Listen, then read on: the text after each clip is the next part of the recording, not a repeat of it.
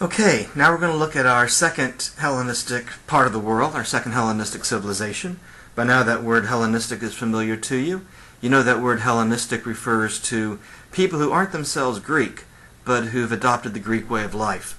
And by the Greek way of life, essentially I mean the Athenian way of life. I'm painting with a little bit of a broad brush there, but not too broad. Essentially I mean the Athenian way of life. Well, our second Hellenistic civilization to talk about is Rome. The city of Rome, actually, as you'll see, which becomes by far the biggest city in world history. Rome goes by pretty quickly for us in this course. And that comes as a surprise to some of my students who might have had the world history course already, or maybe just like history. And, well, in a world history course where we talk about political stuff and military stuff and economic stuff and legal stuff and diplomatic stuff and all that kind of thing, then Rome is very important. If you want to leave college with a good understanding, a serious understanding of legal stuff and military stuff and political stuff, well, then you need to know some things about Rome. For us in this course, focusing on the humanities, there's not a lot that is new. That's because Rome is a Hellenistic society. Pretty much it's adopted the Athenian way of life, and since we've already talked about the Athenian way of life, there's not much new to talk about. The key to understanding Rome, whether it's in this course or the world history course, is that Rome shows up late on the world stage. It's a latecomer to world history. It shows up late to the party. And the Romans know they're late to the party. And they develop kind of a low cultural self-esteem.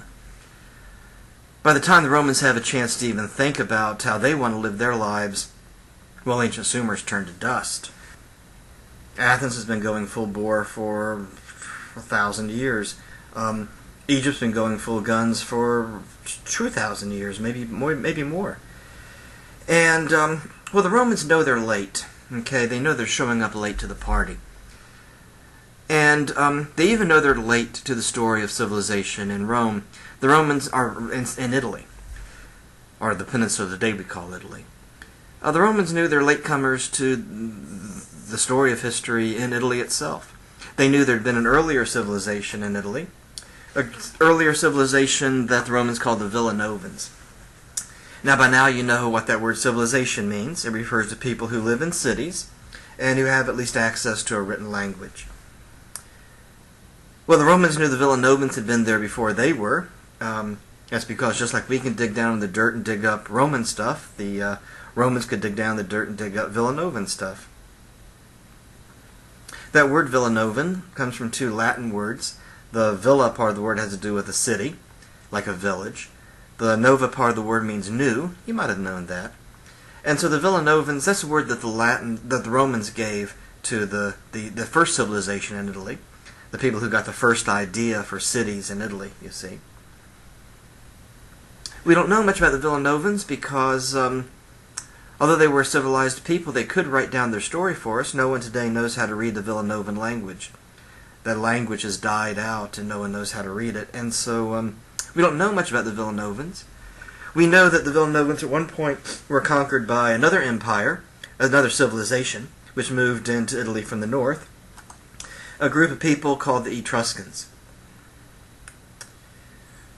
The Etruscans were a civilized people. They lived in cities. They had access to a written language. But we don't know much about the Etruscans either because their language has died out as well. We've got several examples of Etruscan writing, Etruscan literature, but no one can read it. The Etruscan alphabet is obviously derived from the old Sumerian cuneiform, basically the same, or I should say foundationally at its foundation, the same foundation of the alphabet that the Greeks and the Romans used, but the language itself has died out. Even people writing at the time that the last of the Etruscans were still speaking their language noted that the language was very different than any other language around them. If you're interested in languages and you learn about Indo-European languages, you know that the Etruscans, for some reason, are not an Indo-European language, although they're right in the middle of Europe. Well, enough about that. We don't know very much about the Etruscans.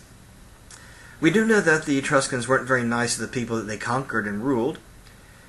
We know that because at one point, one city in the Etruscan Empire declared its independence, we'd say today. We'd say today they fought a revolutionary war against the Etruscans and gained their independence. And of course that's the city of Rome, which gains its independence from the Etruscans in about the year 509 BC. Now 509 BC is was pretty late in the story of world civilizations. By 509 BC, like I said, Sumer's already long turned to dust. Egypt's been going full bore for 2,500 years or so. This is only about 100 years before the birth of Socrates, and Socrates lives in Athens at the height of its glory.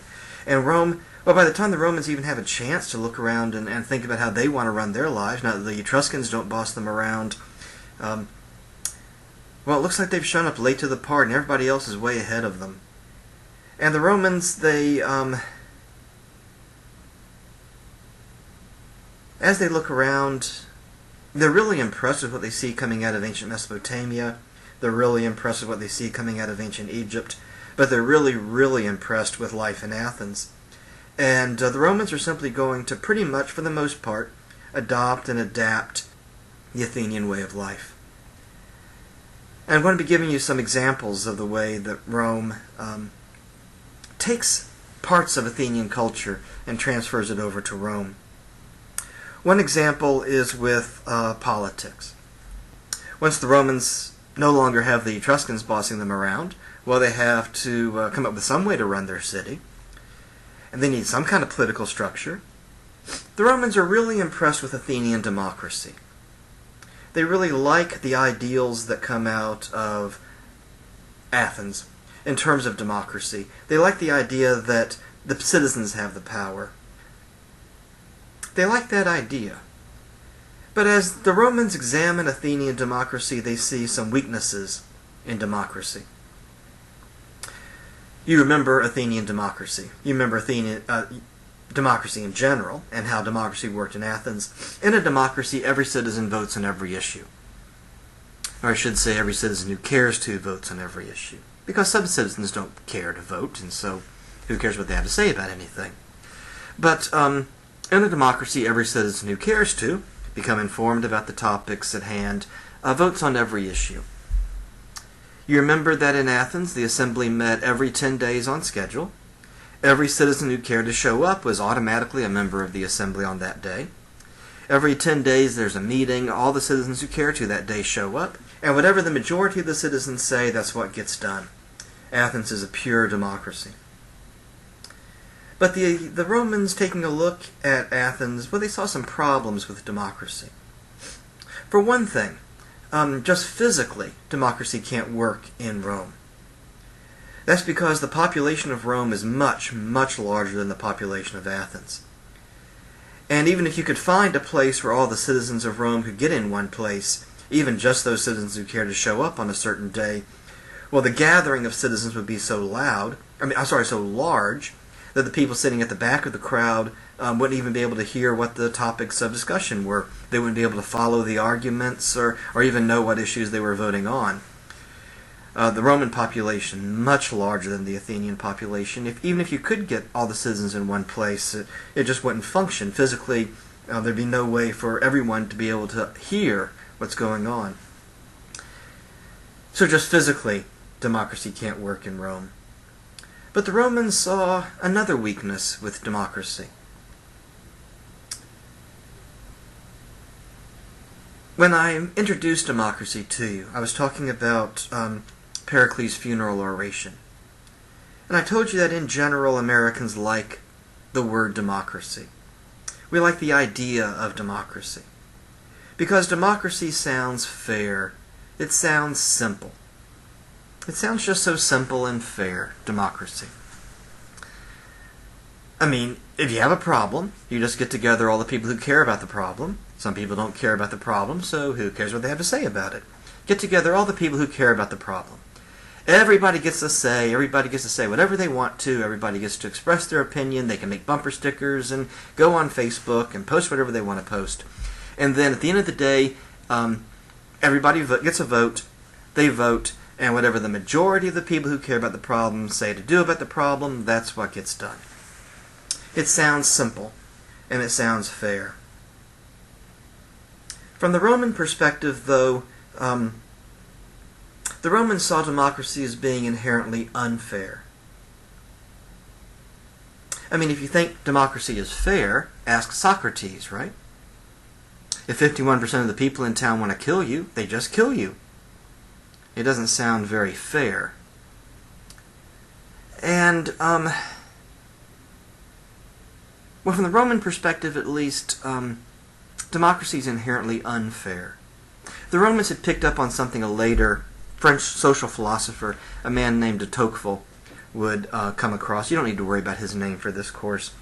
But he was a French thinker. He was touring the United States right at the time that the United States became the United States.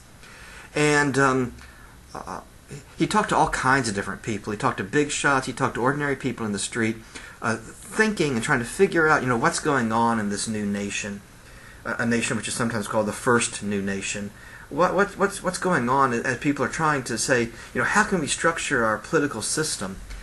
And Tocqueville, writing in horror that America might choose democracy as a form of government, called democracy the tyranny of the majority, the dictatorship of the majority. Because in a democracy, whatever the majority of the citizens say to do is what gets done. And the majority get to boss around the minority. The majority of the citizens boss around the minority of the citizens. 51% of the population can boss around 49% of the population because 51% of the population decides what gets done. And there's no protection for minority rights. There's no protection for the rights of the minority.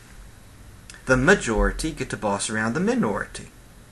And, well, is that really fair? Well, Tocqueville's answer was no, it's not fair. And the Roman answer is no, it's not fair. But at the same time, they like the basic idea of democracy, which is that power comes from the people, that the citizens have the power. And in 509 BC, the Romans take Athenian democracy, they adjust it a little bit, they adapt it to the local situation, and in 509 BC, they announce the formation of a new form of government for us to talk about, a republic, the Roman Republic. Now, a republic is different from a democracy in a number of different ways. And before we go any further here, I want to make things very clear that when I'm talking about a democracy and when I'm talking about a republic, I'm not talking about the Democratic Party and the Republican Party.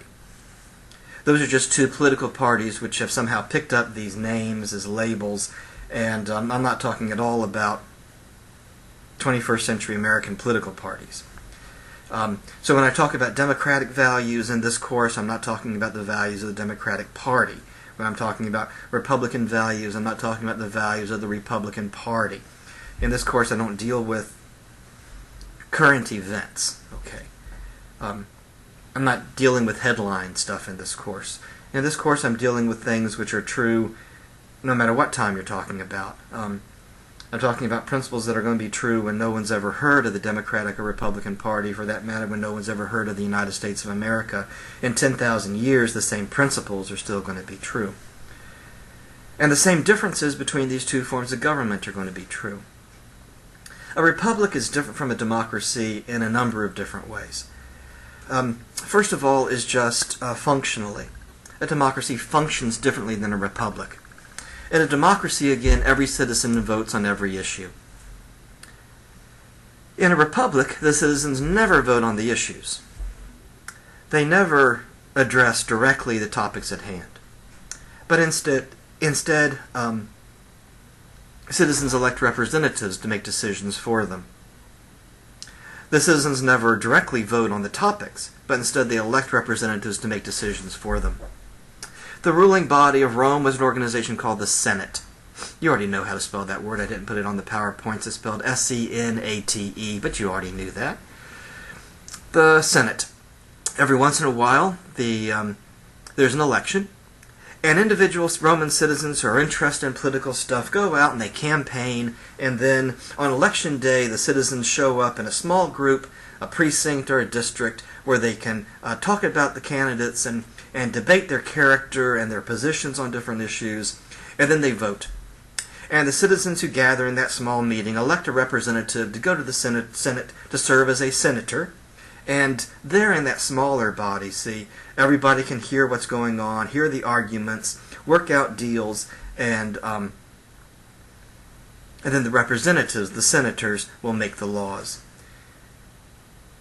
And so structurally, functionally, a democracy is different from a republic, because in a democracy, every citizen votes on every issue. In a republic, citizens vote to elect representatives to make decisions for them. A republic is different from a democracy in another way as well. In a democracy, it's just whatever the majority of the citizens say to do. Whatever the majority of the citizens say to do, that gets done. In fact, sometimes a democracy is defined as the rule of the majority. In a republic, it simply doesn't matter what the majority think about something. Public opinion is completely irrelevant. It simply doesn't matter what most people think about something. It doesn't matter at all. And this is something that, Americans don't like to hear about their form of government. That public opinion is completely irrelevant. It simply doesn't matter what most citizens think about something. What matters is what the law says. If a democracy is sometimes called the rule of the majority, a republic is defined in that context as the rule of law. What matters is not what the majority say, what matters is what the law says. And just speaking for myself, which is all I ever do anyway, just speaking for myself, I'm much happier living in a republic than I think I would be living in a democracy. Because I can pretty much see myself ending up like Socrates. Yeah, I can see myself pretty much ticking off about 53% of the people around me, and I probably wouldn't have lived as long as I have. They would have had me chugging that poison a long time ago. But instead I live in a republic, and I think I'm much happier living in a republic. I think I've lived longer in a republic than I would have lived in a democracy. I mean, what if this evening after work I get home and I go in the front room and I turn on the TV, and the TV comes on to WCJB TV 20 Night Beat, their evening TV show. And I go in the kitchen, I grab a bottle of beer out of the refrigerator, and while I'm reaching in the refrigerator, all of a sudden I hear the news anchor on the TV show say, our lead story today is that the Ocala Star-Banner conducted a survey, a poll, and 57% of the citizens of Marion County want to kill Dr. James Manley. And I say, what? And I come around the corner and I look, and sure enough, there's the reporter sitting there, and my face is up there in the box, in the key right over the reporter's shoulder. And I was thinking, what in the world? And right then, there's a knock on the door. I go and open up the door, and there's the sheriff of Marion County. And he says, I'm sorry to bother you here late at night, but I just happened to be driving down your house, and I saw this newspaper story that 57% of the people in this county want to kill you. So, I don't want to get your carpet all messy, but if you step out in the front yard here, I'll go ahead and shoot you out here. I'm going to say, no, you can't do that. No, it doesn't matter. It doesn't matter that 57% of the people in the county I live in want to kill me. It doesn't matter. No, it doesn't matter. We got this law thing. Okay, you can't do that. Well, I guess you could, but you're not supposed to. Now, if 57% of the people in the county I live in want to kill me, well then, I might want to think about the way that I treat people. I might want to do that hard work that Socrates talked about of examining my life and finding out, well, I'm ticking off all these people. I might want to go to the library and check out a book on good manners or something. But they can't kill me. I mean, I guess they could, but they're not supposed to. All right? No, you just can't. What if 93% of the people who live in the county I live in want to kill me? Well, then maybe I better move, but they still can't. If people in the county I live in want to kill me, what they have to do is they have to get into the process. They've got to start talking about the issue. They've got to start going to their neighbors and talking about what a rotten person I am. They got to get some organization, start meeting regularly, find a candidate to run for let's just say the state senate in Tallahassee, somebody in the community who's well known, who makes a good argument, who's not stark raving crazy, who can go out and make an argument about why I need to be killed. And on election day, you call all your friends and you say, did you vote? No, you got to get down there and vote. We got to get a senator who's going to go to Tallahassee and get us a law so we can kill that guy. And you get out the vote. And then you pack up your new state senator and you say, get up there to Tallahassee and you make whatever deal you have to, just get us a law so we can kill that guy. Well, by then, see, I will move. Which is part of the idea. It's part of the idea that if you want something to change, you have to get involved in the process and effect change through changing the law. Maybe if the people in Athens had to do that to kill Socrates, after a few weeks they would have said, oh, forget about it. It's not just a matter of who do we kill today, but you got to get into the system and work to effect change, and that takes time and commitment on the part of citizens. Well, in a world history course or the American history course, we might say an awful lot of things about the differences between a republic and a democracy, and I think those differences are important and significant. I really think they are. I think Americans should know how their form of government works. It doesn't always work the way the politicians think it works, or the way the politicians say it works. They know better. But why do politicians say, if you elect me, I'll go change things? And it doesn't always work that way. Well, I think these differences are significant and important. But in this course, I'm much more impressed by what they have in common. And what both a democracy and a republic have in common is that ultimately power comes from the people. The citizens have the power. The citizens make the decisions, whether that decision is immediately on every issue in a democracy, directly by the citizens, or whether it's a process of working through the system to effect change in the law, indirectly through representatives. One way or the other, power ultimately comes from the people. And here we see the Romans taking an idea out of Athens, democracy, adjusting it a little bit, tweaking it a little bit, and then transforming it and bringing it over to Rome. When we look at Roman religion, our story is much simpler. Rome just simply adopts Athenian religion. It's pretty much that simple. Everything we said about Greek religion just slides over in your notebooks, and now we call it Roman religion. At the start of their story, the Romans had their own gods. They had a polytheistic system. But then they found out about the Greek gods, and man, those gods are really cool. They have all kinds of cool stories. And the Romans told their gods to go away and asked the Greek gods to come over and be their gods. And so everything we talked about when we talked about Greek religion, it slides over in your notebooks, and now we call it Roman religion. The same attitudes towards the gods as these foolish, bumbling kind of characters, poor role models. The same beliefs about the theos thing and the logos thing. The Romans speak Latin, and so they call the theos thing the deus thing. They call the logos thing the ratio thing. But it's the same thing, the same ideas, just being expressed in two different languages. And the Greek gods, the Roman gods, they're the same gods. It's not always obvious. Excuse me. My allergies are bugging me today. It's not always obvious that the Greek and Roman gods are the same gods, because to English readers it seems like they have different names. But when you understand how the language works, oftentimes, not always, but oftentimes, you can figure out how one name in one language got into a different name in a different language. For example, many of you already know the name of the boss of the Greek gods. I've given you his name a few times in the course. That's Zeus. Zeus is the boss of the Greek gods. He's the chief of the gods. He's the father of most of them. Some of you watching this presentation will know the name of the boss of the Roman gods from outside reading, or maybe you've studied this in another class at some point. Some of you know the name of the boss of the Roman gods. Some of you are right, Jupiter, the boss of the Roman gods. Well, these look like two different names, but when you understand how the languages work, let me see if I can get my pointer to come up here. No, go back. No, go back.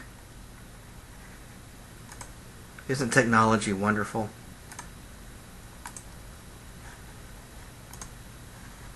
all I want is my little pointer thing down here. Here we go. Now we've got an ugly black box there blocking out everything. Okay, now we go. Okay, here, there. All that, I just wanted to write a red line on the board. Zeus, the boss of the Greek gods. Jupiter, the boss of the Roman gods. But someone, if you understand how the languages work, you see, somebody who spoke Latin, and I know you know the Romans spoke Latin, someone who spoke Latin, who tried to pronounce the Greek word Zeus, would pronounce Zeus as Zhu.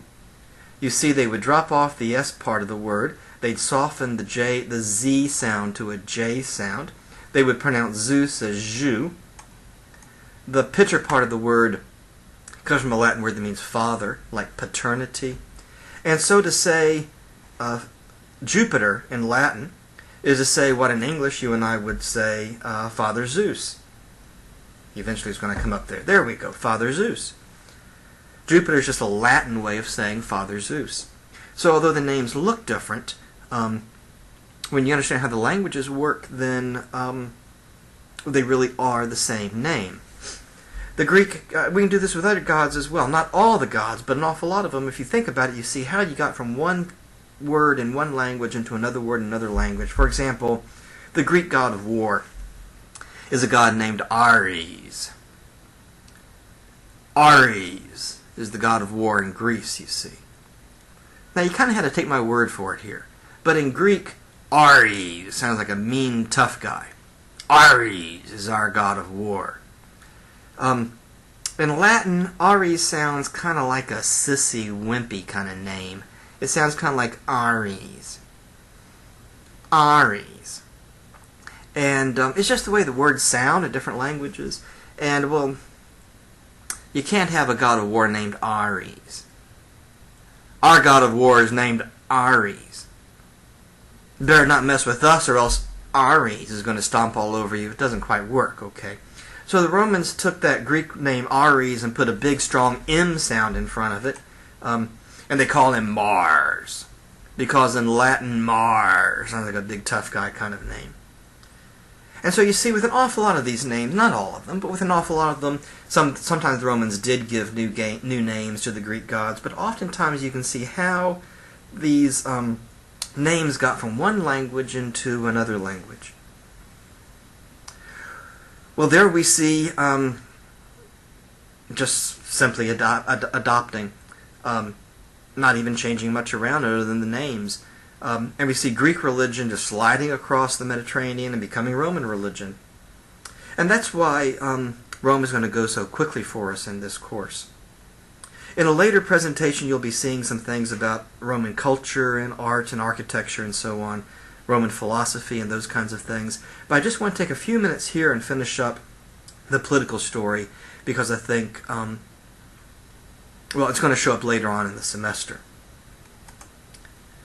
The Roman Republic lasts for about 500 years, which is a long time. The Roman Republic by far sets the record for a republican form of government. Republics tend not to last very long. Republican forms of government have been tried dozens of times, and they don't tend to last very long. They're very fragile things. The 500 years by far is the record. Rome, you remember, gains its independence from the Etruscan Empire, and then the Romans send out, I guess, agents of change, we might say, covert agents, into other cities in Italy, and went up to people and said, hey, do you like the Etruscans bossing you around? Well, no, not really. And the Romans said, look, we don't want the Etruscans anywhere close to us. We're afraid they're going to conquer us again. So if you fight with us, we'll fight with you. If you fight with us and we kick the Etruscans out of your city, well, we'll just add you to our city. And you'll have the same civil rights that we have. Civil rights are rights that you have because you're a citizen. You'll have the same civil rights we have. And, well, if you fight with us, we'll fight for you. And then you'll have the same freedom and liberties that we have. And very slowly at first, and then very, very quickly, Rome begins to expand. Begins to expand until eventually the Etruscans are conquered themselves and blended into Rome, and the city of Rome just keeps expanding and expanding until eventually it would become by far the biggest city in world history.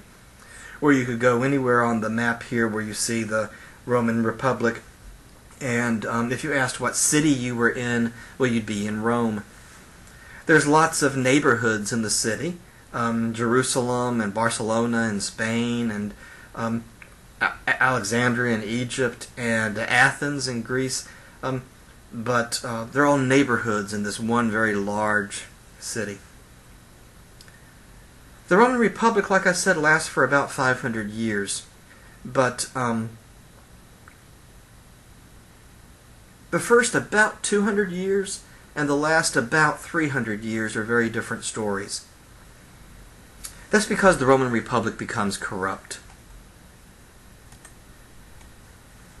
So far in the course, we've talked about several different forms of government, and they all have their weaknesses. They all have their problems. That's because governments are constructed by human beings, and human beings have weaknesses. Human beings have problems. The weak spot in a republic comes where the citizens elect representatives to make decisions for them. The same thing happens every time a republic is tried. Like I said, republics have been tried dozens of different times. And that is that the politicians figure out a way for the citizens to sell them their votes. Everything hinges on the fact that citizens elect representatives to make decisions. And eventually the politicians running for office figure out a way to get the citizens to sell them their votes. Now, of course, the politicians don't go up to people on the street and say that, hey, buddy, I'm running for the Senate, so if I give you $20, will you vote for me? Of course, that won't work. Because, for one thing, it would be expensive. You would have to pay off more than half the people who lived in your voting precinct. Also, it wouldn't have guaranteed effectiveness. There'd be no checks and balances worked into the system, because some people might take $20 and say, I'll vote for you, and then vote for whoever they wanted to anyway. But also the citizens would be offended. They'd be offended to be approached in this way. If some slimy politician type came up and said, hey, buddy, come over here for a minute. I'll give you $20 if you vote for me. By far, most citizens would say, I'm not going to sell you my vote for $20. That vote is the mark that I'm a citizen, that I have civil rights. I'm not going to sell you that vote for $20. Don't you remember our great-great-great-grandparents got rid of the Etruscans so that we could run our own lives? We could elect representatives to make decisions for us. I'm not going to try to sell you my vote for $20. It would be offensive. But the politicians figured out a way to get people to sell their votes that didn't cost the politician any money at all, or very little at least, and had complete accountability built into the system, and didn't quite sound so offensive as some kind of back alley $20 bill for your vote kind of deal. Instead, politicians running for the Roman Senate would say, if you elect me to the Senate, I'll use the power of government, what's called the police power of government, the right of government to use physical force. I'll use the power of government, the force of government. If you elect me to office, I'll use power, and I'll take money away from one group of people and give it to you. How much do you want?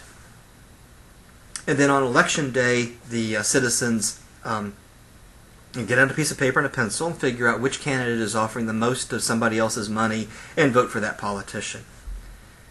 And nobody even asks basic moral questions like, is it right for me to ask one person, a politician? Is it right for me to ask one person to use force to take money away from another person and give that money to me? Is that even right? Is that morally acceptable to ask one person to use power to take money away from another person and give it to me? Well, nobody even asks these kind of questions because everybody understands that's how the system works. The last leader of the Roman Republic was a man named, no, not Ares or Mars. The last leader of the Roman Republic, oh, come on, a guy named Julius Caesar. You may have heard of Caesar before. Julius Caesar is running for the office of consul. He's going to be the leader of the Roman Senate. And Caesar comes up with the biggest vote-buying scheme that I know of. Caesar says, if you elect me to office, if you put me in charge of Rome, it'll be free food for everybody. If Caesar were giving you this in a TV commercial right now, he would say, if you elect me to office, it'll be free food for everybody. Here's how it'll work. Every day after work or school or whatever, you'll stop by the government grocery store. Caesar says, I'll make all the grocery stores government grocery stores so that everybody has access to the same food. There won't be like rich people food and poor people food. Everybody has access to the same food. And in fact, it'll be illegal to buy food outside the government grocery store. That way, everybody has access to the same food. And, well, you get to the government grocery store, you grab your grocery cart, you walk through the store. What do you want to eat today? Well, you put it in your grocery cart. On your way out, you stop by where the cashier used to be, and you pull out your good citizenship card that I'll give you. You hand it over to the cashier slides the card through the machine goes beep, and the cashier says, have a good day, and you say, have a good day too, and you go out and you put the groceries in your car. You don't have to pay for it. Caesar says, if you elect me to office, if you give me the power of government, I'll use that power and take money away from the rich people and make the rich people buy you your food. I mean, who likes rich people anyway? Bunch of stuck-up snobs. Looks like they got lots of money. Well, if you put me in charge, I'll take money away from them and I'll buy your food for you. And the citizens heard the sales pitch, and they said, that's pretty good deal. Have you seen the size of my grocery bill lately? That's free food. That's a pretty good deal. And Caesar is elected to office. And of course, he immediately becomes the dictator.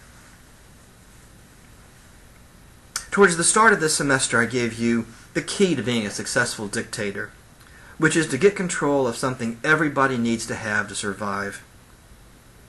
That's how those dictators arose in the riverine civilization. In every riverine civilization, somebody figured out how to get control of the irrigation system. Because if you control water, well, water's on that list of things people need to have to survive. And I also told you there's not much on that list of things everybody needs to have to survive. But food's on the list. Food is on the list.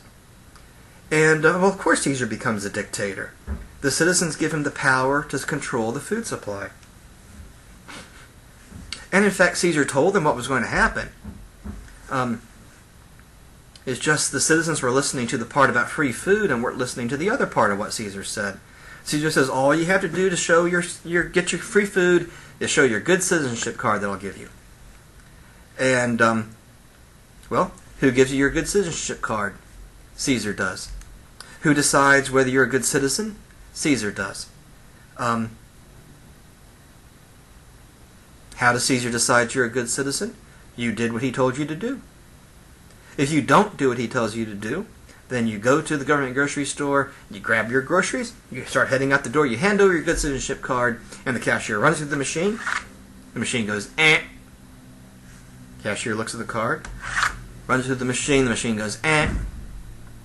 Maybe you even get one of those smart cashiers who knows the plastic bag trick, puts the card in the plastic bag, runs through the machine goes, eh.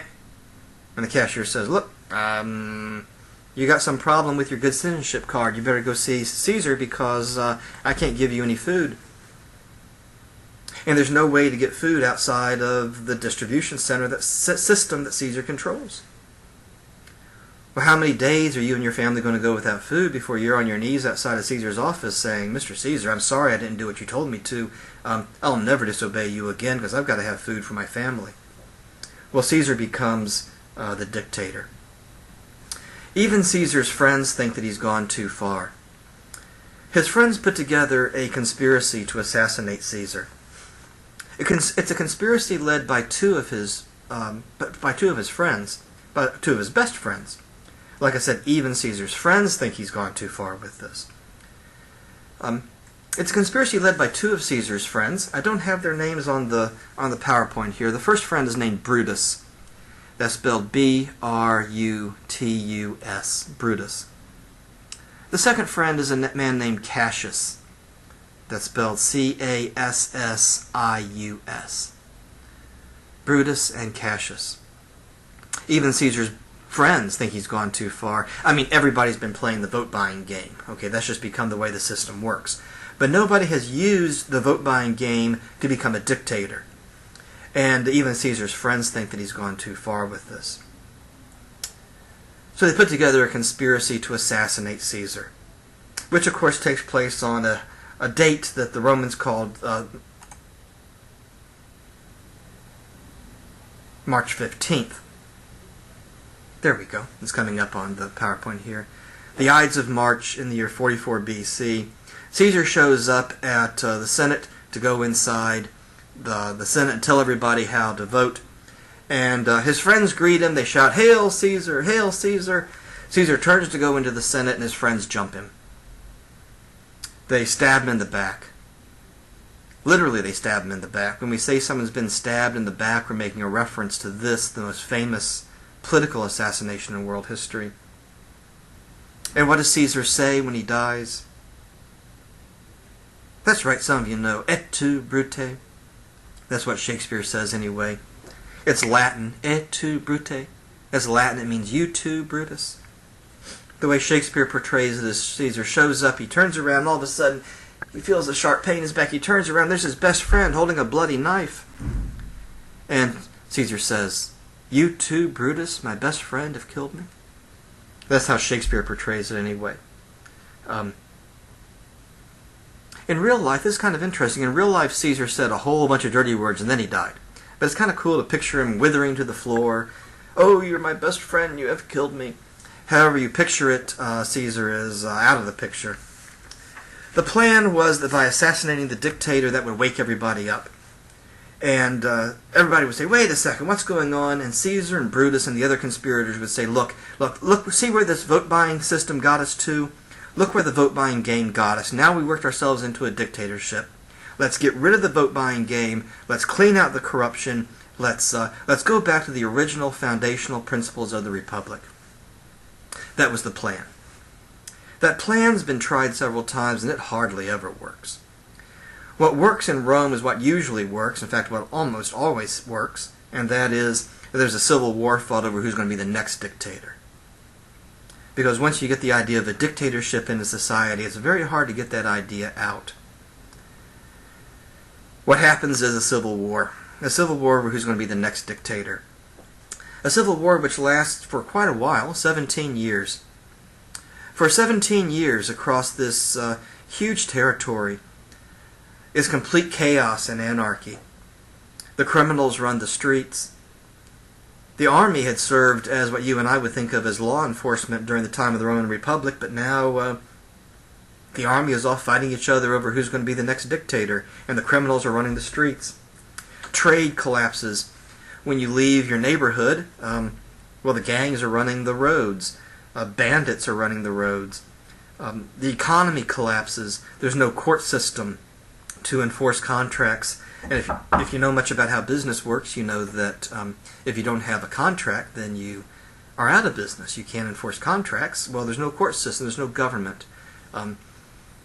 Complete chaos and anarchy across this huge area. A pretty bad time for an awful lot of people.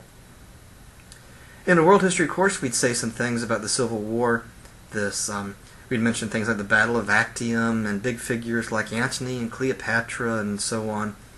But eventually, the Civil War comes to an end, and one person gains power in Rome. A man named Octavian, who's going to reign over Rome from roughly 27 BC to AD 14. And when Octavian comes to power, there's not really even any pretending that Rome is a republic anymore. And we enter a new time period in world history and in Roman history, and that's the time of the Roman Empire. The Roman Empire, which starts with the reign of Octavian in 27 BC, with Octavian the first Roman emperor.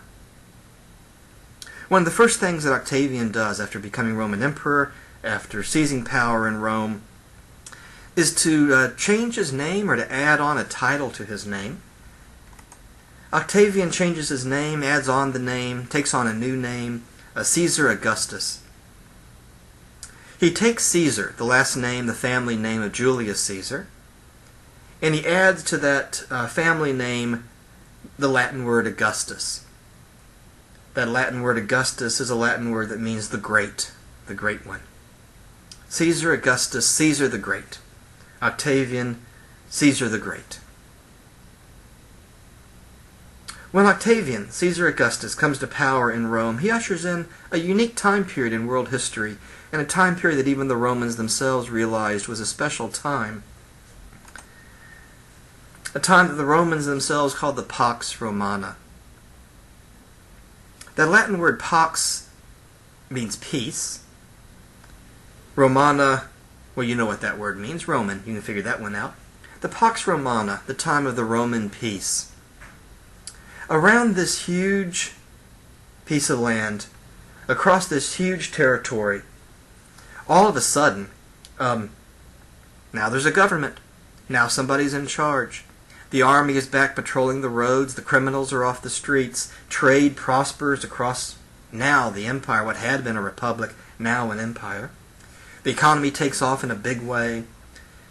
And it's a time of peace. The Civil War is over. After all that incredible violence of the Civil War, now that's over. As you look at the map, there aren't any nations around, at least for several hundred years, to pick a fight with, to have a war with.